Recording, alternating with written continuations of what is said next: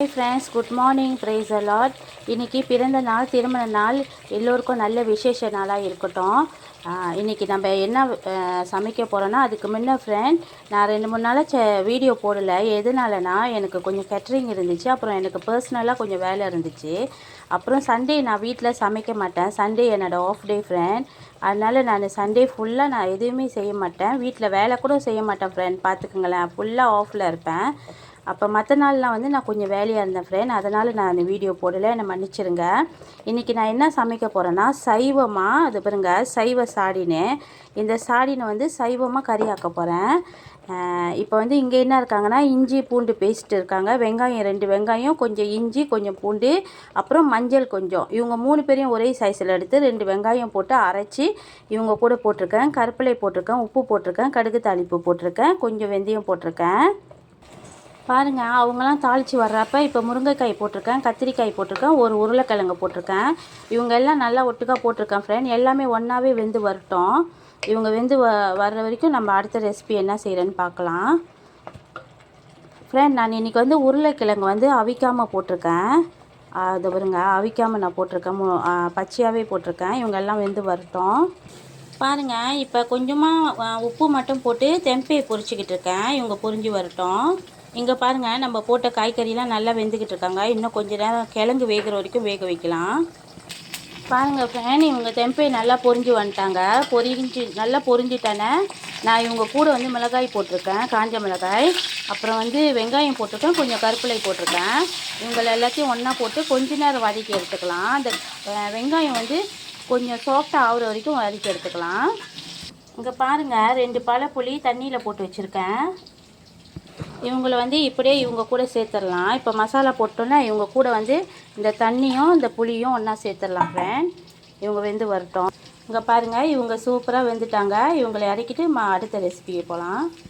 பாருங்கள் ஃப்ரெண்ட், அடுத்தது என்ன செய்ய போகிறேன்னா, நான் பைத்தாங்காய் அவரைக்காய் எடுத்து வச்சுருக்கேன்.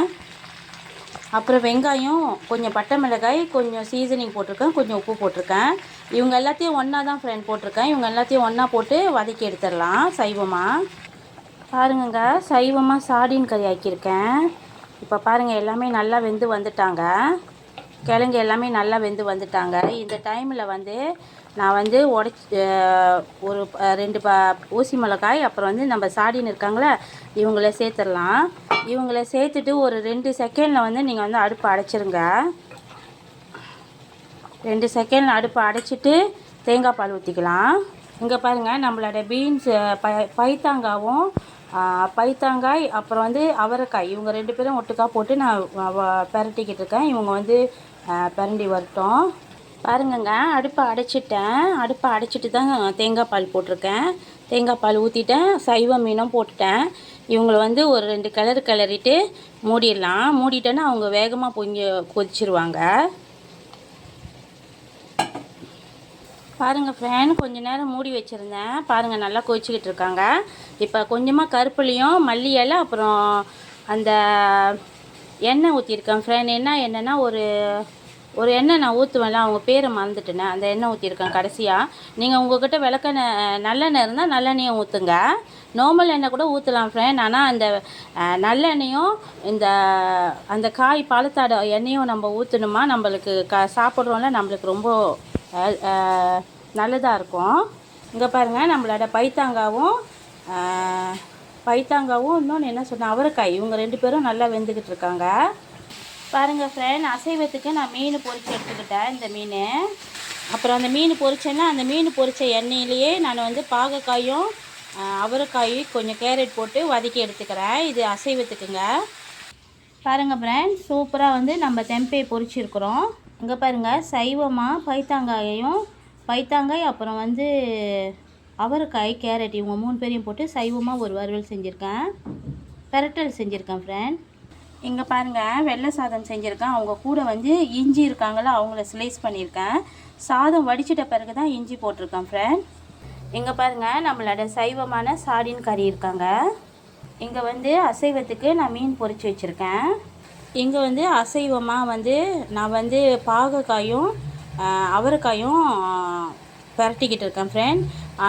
நான் வந்து பாகக்காய் பரட்டினேன்னா என்ன செய்வேன்னா, பாகக்காய் முதல்ல நான் சுடு தண்ணியில் அவிச்சிருவேன் ஃப்ரெண்ட்ஸ். சுடு தண்ணியில் அவிச்சிட்டு தான் பாகக்காய் பரட்டுவேன்.